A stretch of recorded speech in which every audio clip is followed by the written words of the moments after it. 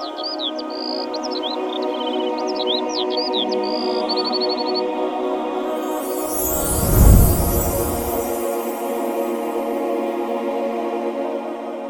رمضان کا بالکل آخر ہے. رمضان کے آخر میں ایک اور عبادت متوجہ ہوتی ہے. انتہائی دل جمی کے ساتھ میری اس گفتگو کو سماعت فرمائیے گا. الحمدللہ اس مسجد کے اندر آنے والا ہر نمازی میرا ہر مقتدی میرے سر کا تاج ہے، اور الحمدللہ مجھے امید ہے کہ میرا ہر مقتدی یہاں کی جانے والی گفتگو کو انتہائی دل جمی کے ساتھ سنتا ہے. ہاں سنتا ہے، دکھائی دیتا ہے کہ یہ سنتا ہے. آخری لمحے ہیں، ایک اور عبادت صدقۃ الفطر واجب ہو رہا ہے. میں صدقۃ الفطر کے متعلق چند گزارشات عرض کرنا چاہتا ہوں. صدقۃ الفطر کیا ہے اور صدقۃ الفطر کس پر واجب ہے؟ صدقۃ الفطر کب دینا ہے، کس کو دینا ہے؟ یہ وہ سوالات ہیں جو انفرادی طور پر لوگ بھی کرتے ہیں. تو میں نے سوچا کہ میں اجتماعی طور پر ان چند سوالوں کے جوابات آپ لوگوں کے سامنے رکھ دوں. صدقۃ الفطر واجب ہوتا ہے اس شخص پر جو 5 چیزوں کا مالک ہو، جو 5 چیزوں کا مالک ہے، اور اس پر صدقۃ الفطر واجب ہے. اموال تجارت، پہلی چیز اموال تجارت. میری دکان پر مال پڑا ہے، میں نے یہ بیچنے کے لیے رکھا ہے، یہ اموال تجارت ہے. میں نے پلاٹ خریدا ہے، بیچنے کے لیے رکھا ہے، یہ اموال تجارت ہے. میں نے گاڑی لی ہے، بیچنے کے لیے لی ہے، یہ اموال تجارت ہے. ہر وہ چیز جو بیچنے کے لیے لی یہ اموال تجارت ہے. جس کے پاس اموال تجارت ہے، 5 چیزیں ہیں میرے دوستو، انتہائی آسان ہے. اموال تجارت. دوسری چیز جس کے پاس سونا ہے. تیسری چیز جس کے پاس چاندی ہے. چوتھی چیز جس کے پاس نقدی ہے. اموال تجارت، سونا، چاندی، پیسہ، 4 چیزیں ہو گئیں. پانچویں چیز جس کے پاس اس کے استعمال سے زیادہ چیزیں اس کے گھر میں موجود ہیں. ہمارے گھروں کے اندر کچھ برتن ایسے ہوتے ہیں جو ہم نے صرف الماریوں کے اندر لوگوں کو دکھانے کے لیے رکھے ہوتے ہیں، صرف کسی مخصوص فنکشن پر ہم لوگ نکالتے ہیں. ہمارے گھروں کے اندر کچھ بستر رکھے ہوتے ہیں جو ہم اپنی پیٹیوں کے اندر رکھتے ہیں، مشکل وقت کام آئیں گے. گھروں کے اندر ہمارے کچھ کپڑے ایسے ہیں جو ہم نے الماریوں کے اندر بند رکھے ہیں، جو ہم پہنتے نہیں ہیں. ہماری استعمال کی چیزیں لیکن ہماری ضرورت سے زیادہ ہیں، وہ بھی گھر میں رکھی ہیں. ان سب کو ملا کر اگر ان کی قیمت 52.5 تولے چاندی کے برابر پہنچ جاتی ہے، 52.5 تولے چاندی کے برابر پہنچ جاتی ہے، تو وہ یاد رکھ لے اس پر صدقۃ الفطر ادا کرنا واجب ہے.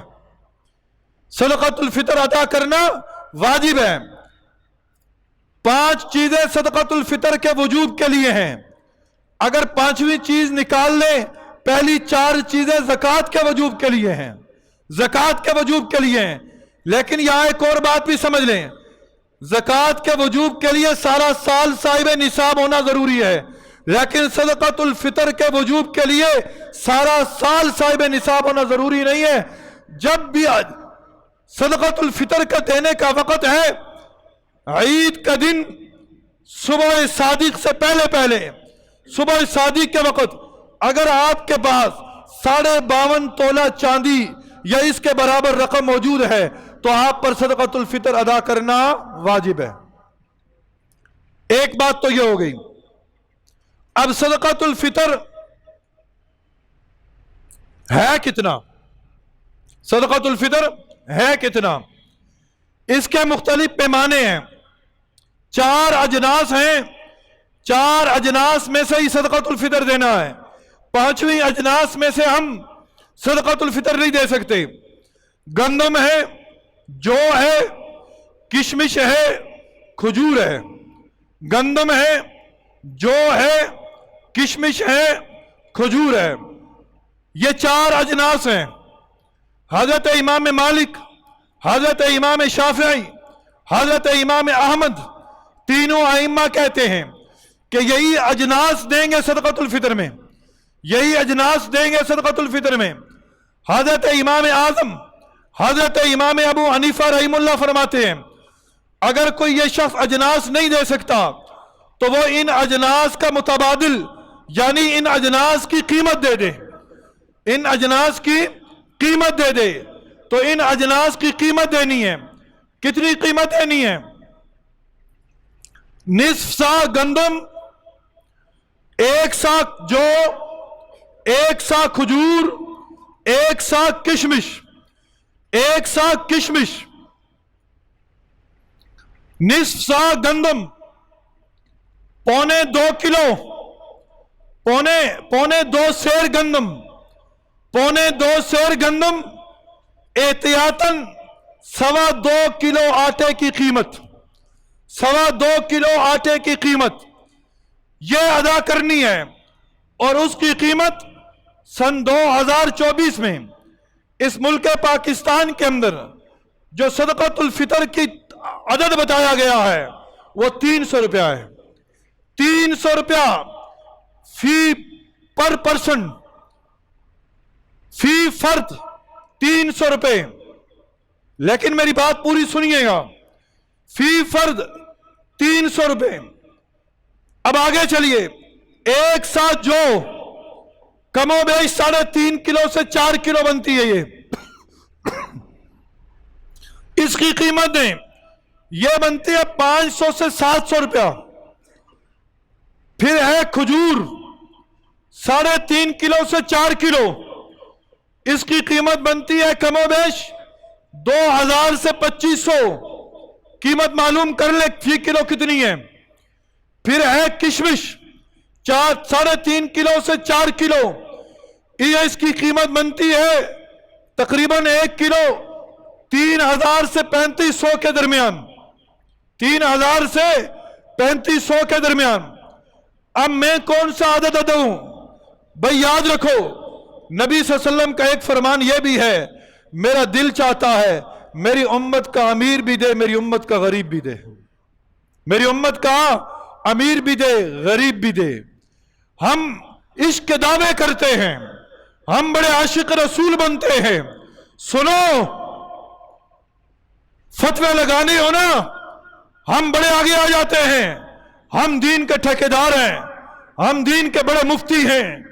ہاں سنو، نبی کریم صلی اللہ علیہ وسلم سے محبت کرنے والوں سنو، نبی کریم صلی اللہ علیہ وسلم نے جو صدقۃ الفطر ادا کیا، آپ صلی اللہ علیہ وسلم نے صدقۃ الفطر جو ادا کیا وہ کشمش اور کھجور کا ادا کیا ہے، وہ کشمش اور کھجور کا ادا کیا ہے. لیکن آج اگر ہم کشمش اور کھجور کا ادا نہیں کر سکتے، ہم آ جائیں جو پر، جو کا بھی ادا نہیں کر سکتے تو پھر آ جائیں کس پر؟ گندم پر.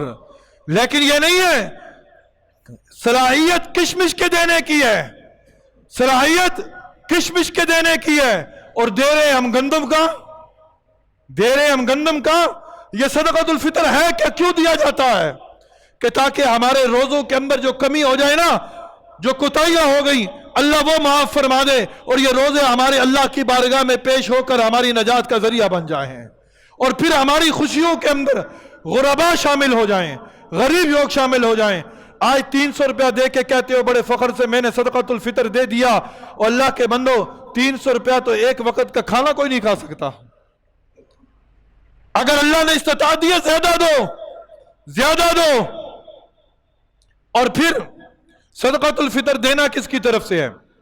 یاد رکھے، اگر عورت پر صدقۃ الفطر واجب ہوتا ہے تو وہ اکیلی عورت دے گی، اس کی اولاد پر صدقۃ الفطر اس کی وجہ سے واجب نہیں ہوگا. یہ ایک فقہی مسئلہ ہے. لیکن اگر مرد پر واجب ہو تو مرد پر واجب ہونے کے ساتھ ساتھ اس کی نابالغ اولاد کا بھی صدقۃ الفطر جو ہے وہ مرد ادا کرے گا، مرد ادا کرے گا. صدقۃ الفطر جس نے روزہ رکھا ہے وہ بھی دے گا، جس نے روزہ نہیں رکھا وہ بھی دے گا. صدقۃ الفطر اس کا بھی دیں گے جو چھوٹا بچہ ہے، صدقۃ الفطر اس کا بھی دیں گے جو ایک لمحے، ایک دن پہلے، یعنی عید کے دن صبح صادق سے ایک لمحے پہلے پیدا ہوا، اس کی طرف سے بھی صدقۃ الفطر ادا کیا جائے گا۔ اب صدقۃ الفطر گھر کا سربراہ نابالغ اولاد ہے، کماتی نہیں ہے، اس کی طرف سے اس پر لازم ہے کہ وہ صدقۃ الفطر ان کا بھی دے۔ لیکن اگر بالغ اولاد ہے اور کماتی نہیں ہے تو پھر ماں باپ، والد کا احسان ہے کہ ان کی طرف سے بھی دے دے، لیکن اگر کماتی ہے تو پھر والد پر ذمہ داری نہیں ہے کہ وہ ان کا دیں۔ اور یہاں سے ایک مسئلہ اور سمجھ لیجئے، انتہائی اہم مسئلہ ہے، اس کی طرف لوگ توجہ نہیں دیتے۔ جس طرح زکوٰۃ دینے سے پہلے نیت کرنا ضروری ہے، زکوٰۃ دینے سے پہلے نیت کرنا ضروری ہے، اسی طرح صدقۃ الفطر ادا کرنے سے پہلے جس کی طرف سے آپ صدقۃ الفطر دے رہے ہیں اس کی اجازت ضروری ہے، اس کی اجازت ضروری ہے۔ اولاد کی طرف سے دے رہے ہیں نا، اولاد کو کہیں کہ بیٹا میں آپ کی طرف سے صدقۃ الفطر دے رہا ہوں، ٹھیک ہو، اجازت ہو گئی۔ کسی بھی کی طرف سے صدقۃ الفطر دے رہے ہیں، آپ اجازت لے لیں کہ بھائی میں آپ کا صدقۃ الفطر ادا کر دوں، میں آپ کا صدقۃ الفطر دے رہا ہوں، اسے ہی اجازت کہتے ہیں، تاکہ ان کو بھی پتا ہو کہ ہمارا صدقۃ الفطر ادا ہو گیا ہے۔ صدقۃ الفطر ہر اس شخص کو دے سکتے ہیں جس کو زکوٰۃ دی جا سکتی ہے۔ غیر مسلم سیدات، ان کو آپ صدقۃ الفطر نہیں دے سکتے۔ جس نے آج صدقۃ الفطر دیا اس کا بھی ادا ہو گیا، جس نے یکم رمضان کو دیا اس کا بھی ادا ہو گیا۔ لیکن افضل وقت کیا ہے؟ افضل وقت یہ ہے عید کی نماز سے پہلے پہلے صدقۃ الفطر ادا کرنا۔